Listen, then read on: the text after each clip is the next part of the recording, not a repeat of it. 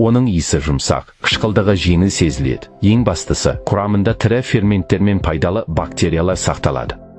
Сондықтан бөтелкесінде міндетті түрде алма сірке суы, шикі, сүзілмеген немесе тірі ашытқысы бар деген белгілер болуы керек.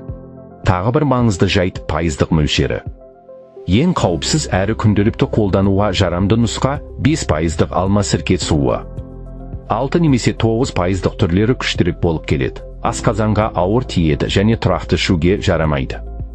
5% сіркені міндетті түрде сумен араластырып қолдану керек.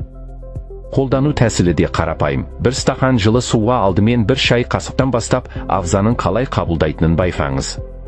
Кейін бір ас қасыққа дейін жеткізуге болады. Қаласаңыз, дәм үшін аздап лимон немесе стевия қосуға болады. Тістерге тимеу үшін түтікшемен ішкен дұрыс. Ең бастысы, ағзаңызды тыңдап қарсы көрсетілімдерді ескеру.